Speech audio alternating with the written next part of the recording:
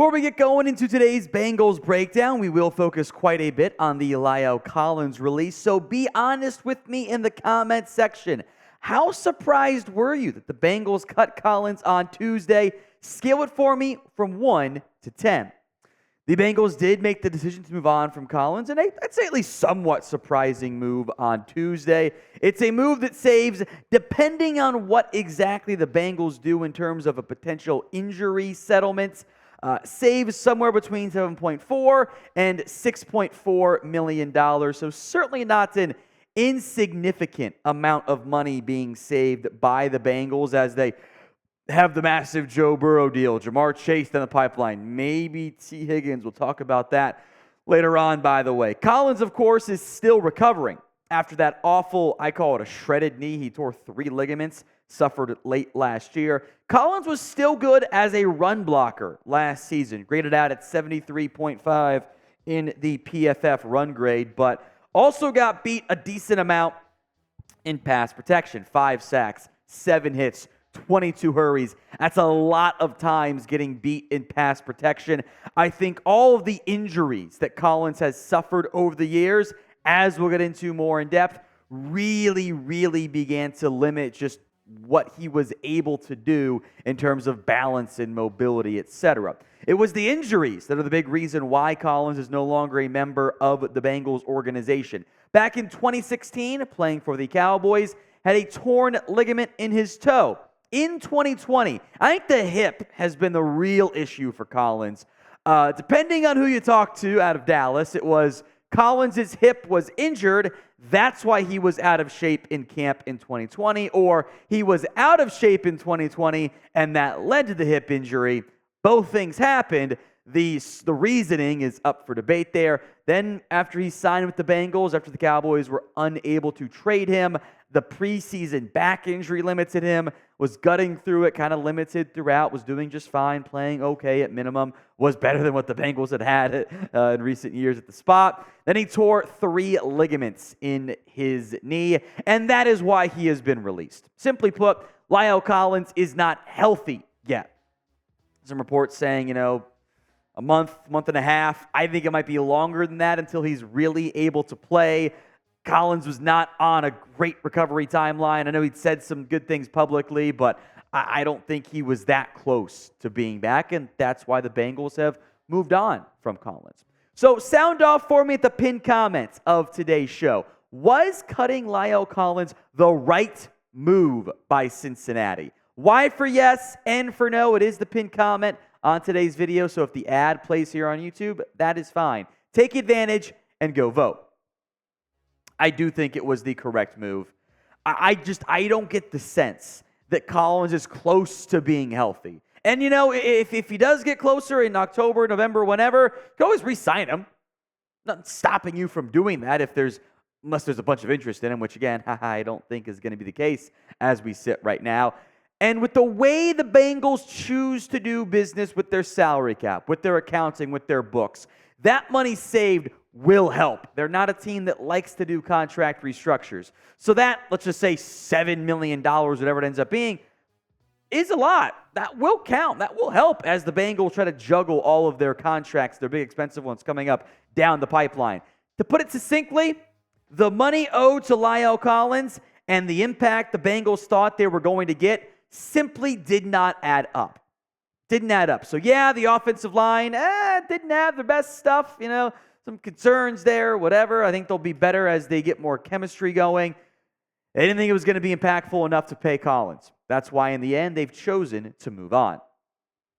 Today's show is made possible in part by our sportsbook partner. Head over to chatsports.com/bet and use promo code CHAT125 for a 125% deposit bonus. That's chatsports.com/bet. Promo code CHAT125. The Bengals, after a disastrous week 1, are still a 3.5-point favorite against the Ravens. Makes me wonder if maybe Vegas knows something after all. So bet on the Bengals this week with BetUS. Chatsports.com/bet. Promo code CHAT125.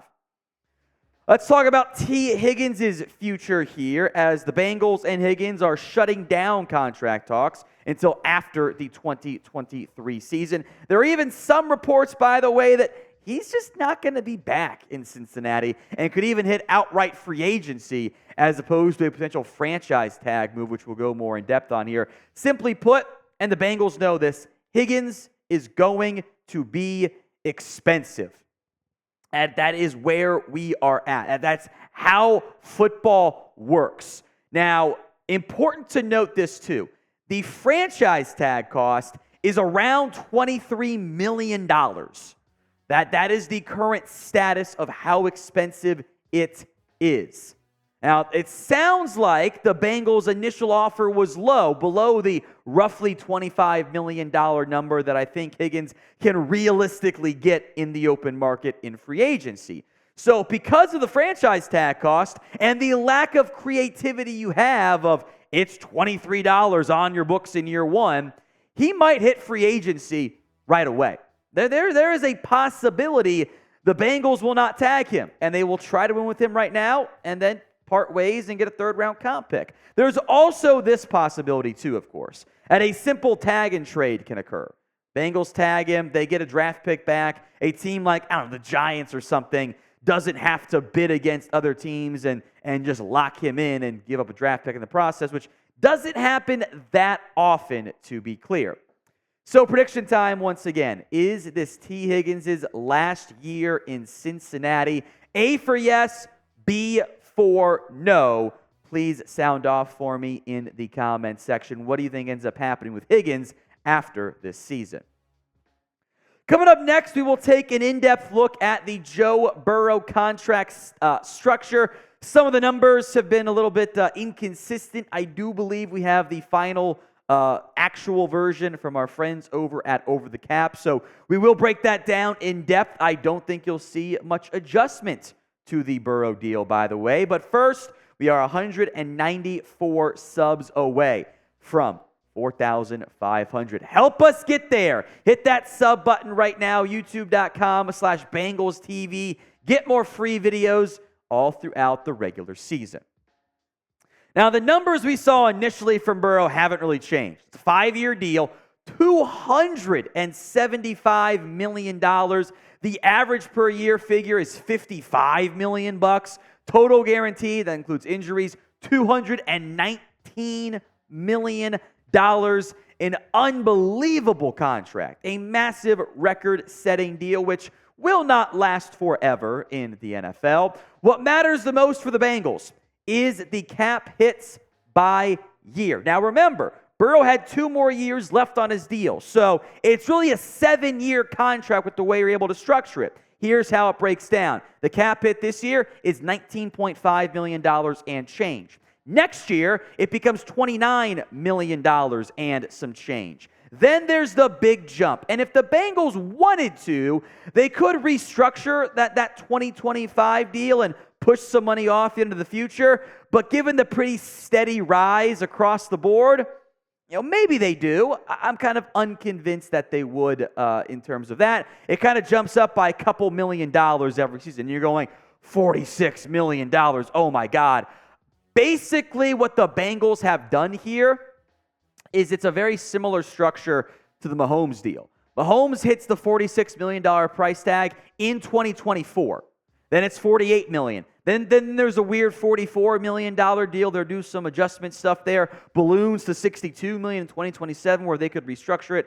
Chiefs will be a bit more aggressive, what the Bengals historically have done.